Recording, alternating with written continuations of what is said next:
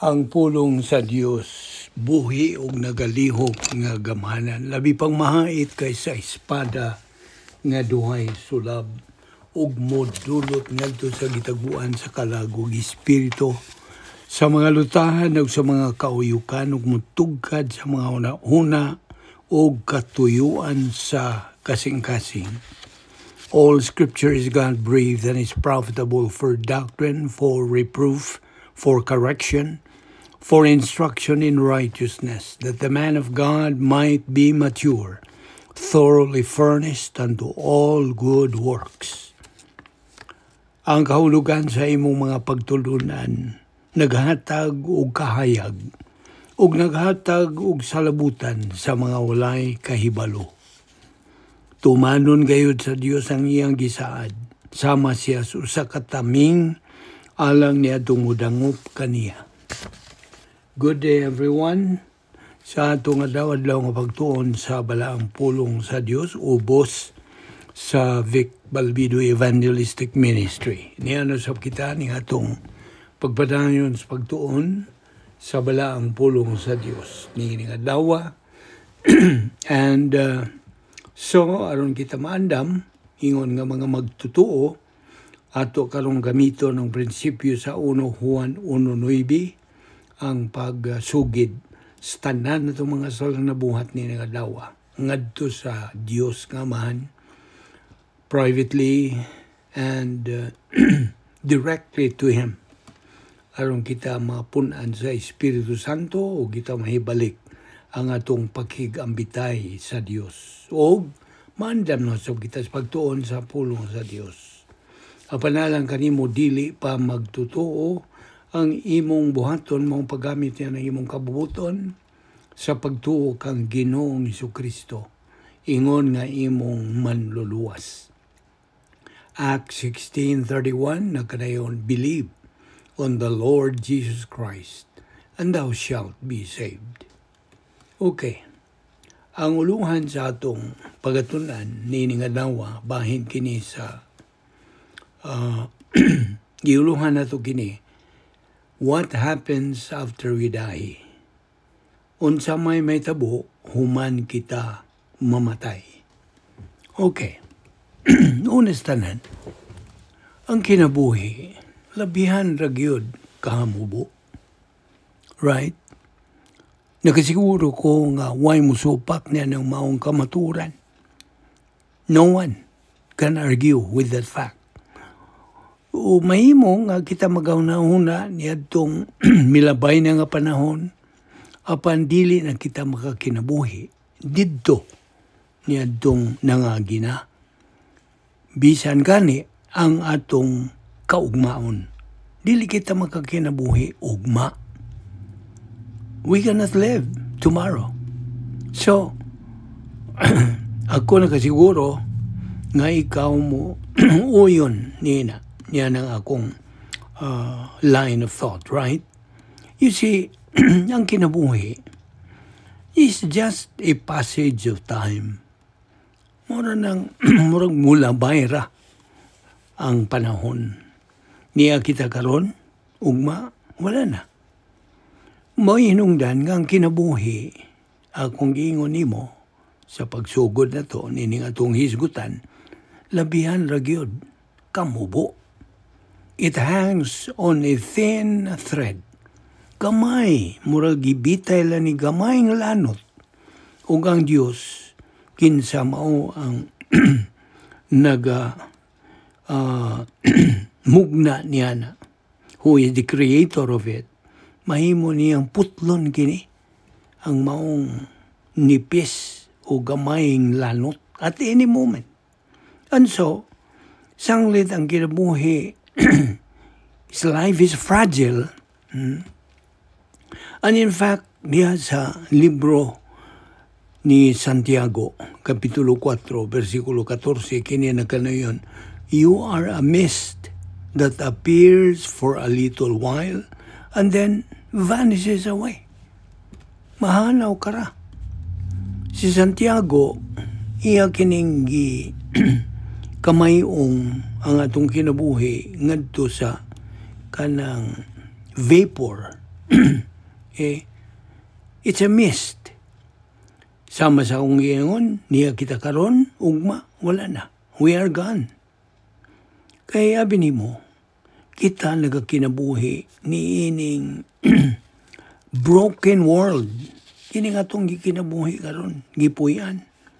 Ang Biblia nagadeklarar diya sa Roma 8:22 nga nagkanayon, all creation has been groaning as in the pains of childbirth, right up to the present time, hangtod nining atong kapanahunan karon.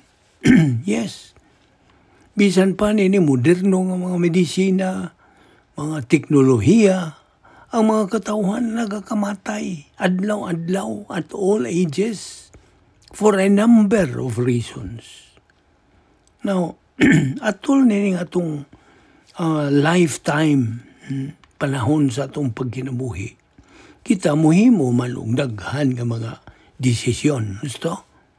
We make many decisions. Some of these decisions are good and they can improve sa atong kanang panghunahuna, sa atong emosyon, sa atong physical nga kaayuhan. Samtang ang uban niining mga decisions dili maayo.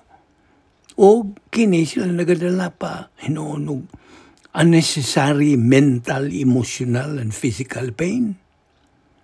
However, bisan tuod, kung kita mo aplikar sa tanan nga atong nabasa diha sa mga libro, nga unsaon na to sa pagmintinar o mahayong panglawas, o unsaon na to pagkinabuhi nga abot kita sa edad nga usa ka gatos, we still have to face the grim reality sa pagkamatay.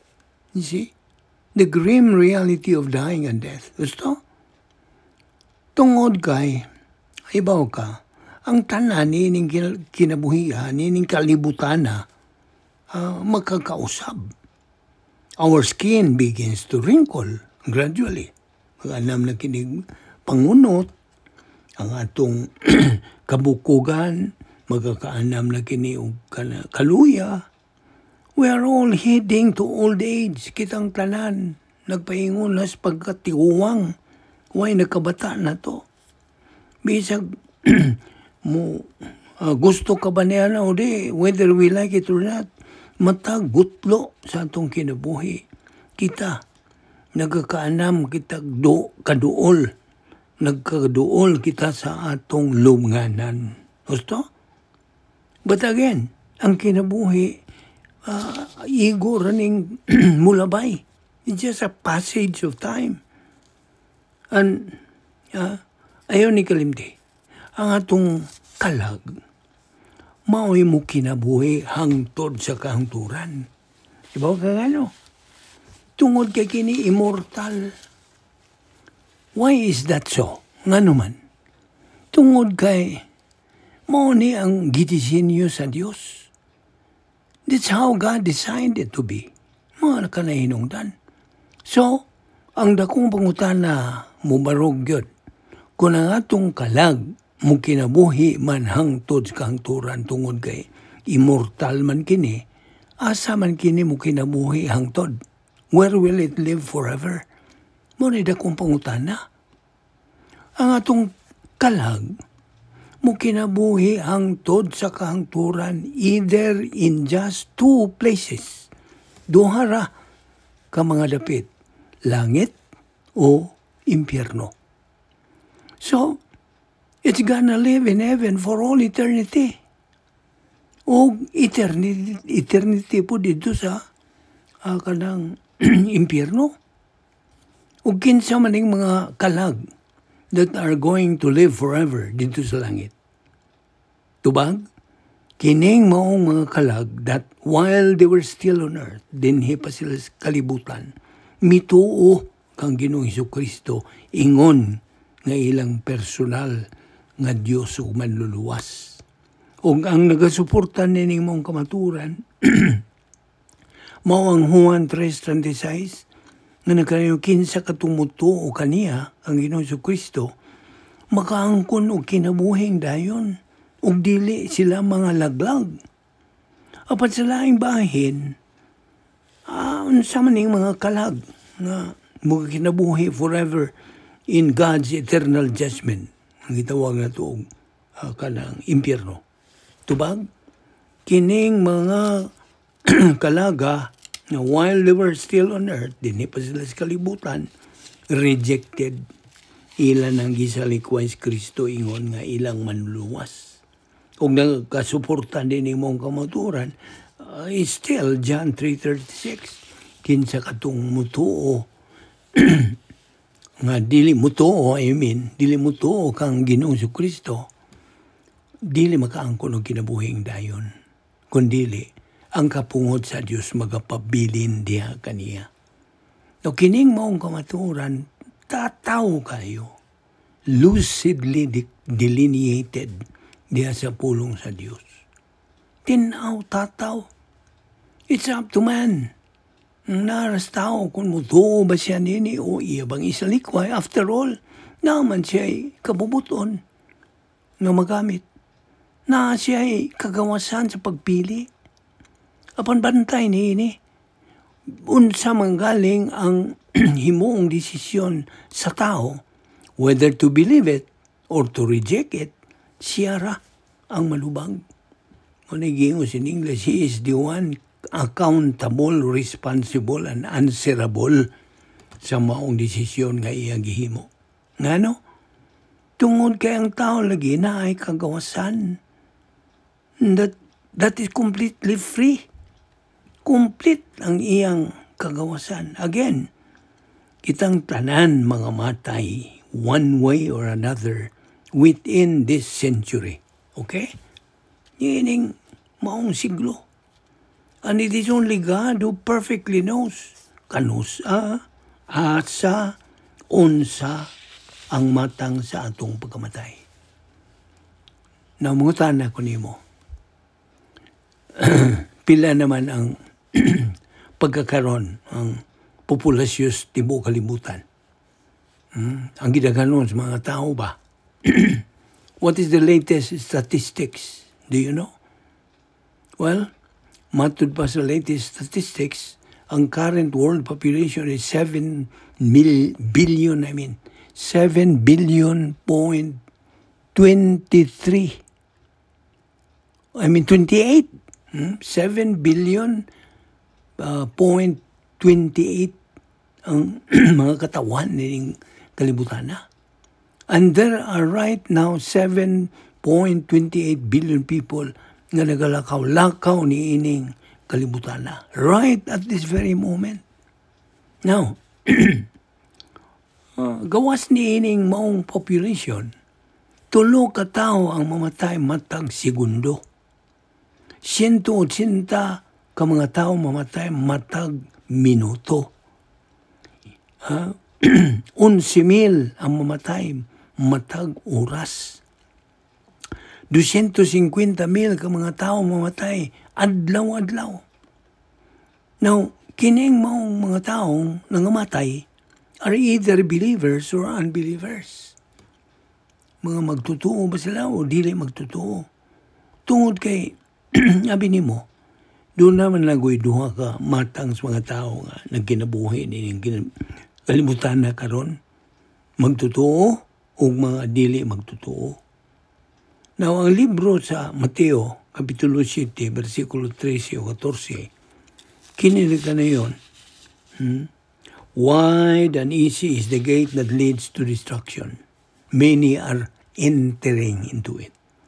But the road is narrow and the way is hard that leads to life. Kinabuhing dayon. Only few find it. So, pangutanay mo kung galingon, where do I belong? Or where am I following? Kinibang ganghaan nga labihas kalapad o sayon nga kini mo sangko sa kadautan o kaguba, distraction, or at the narrow road, hagipot, piit nga ganghaan nga kini mo sangko ngadto sa kinabuhing dayon. So, doon na tayo kapilian.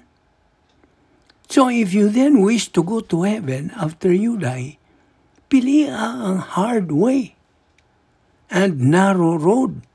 Tungod kay kana mo'y mo sangko dito sa kinabuhing dayon. And since this is the right way to settle your salvation, excuse me, pinagis pagtuo lamang kang Kristo lamang, nan nga kinahanglan ka, nga dili na ka mahadlok sa kamatayon. Kay kung nagatuo ka na kang Kristo ingon nga imong manluluwas, siguro ka naman. Then you need not fear death any longer. Huwag nagyug kay katungod o katarungan ng mahadlok pagka mamatay. Nga naman, tungod kay nga imong kaluwasan, sigurado naman. It's secure, assured, and guaranteed. No, kinsa may nagasiguro nini, ang Diyos. You see, dili man ang tao ang nagsiguro nini, ang Diyos mismo sa iyang pagsulti niya na. Kaya binimo, God always keeps His word. Always. Dili siya mamakak. Dili siya mamakak. Ngano? Tungod kay siya hingpit nga hustisya, hingpit nga pagkamatarong. Every time God makes a promise, kanang maong saad, kanunay yung siguro, absolutely certain. In fact, He means what He says. And He says what He means. So, akong balikon, kung ikaw mipili na sa pagtuo kang Kristo, ingon nga imong Diyos ug manluluwas, ang Diyos nagawando nimo. Never to be afraid of death anymore. Ayaw na.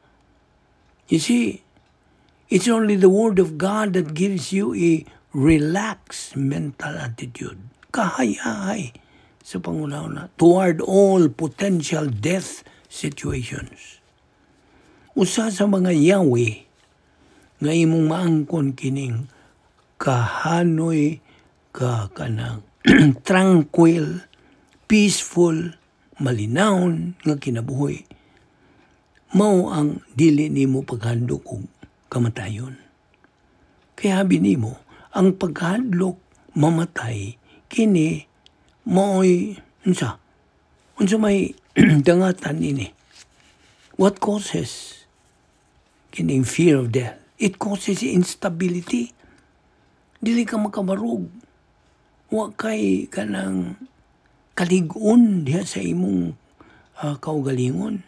Unsa may gisulti ni Shakespeare, siya nagkanayon sa iyang libro, bahin ni Julius Caesar. Ingon siya sa in English, cowards die many times before their death. The valiant never taste of death but once.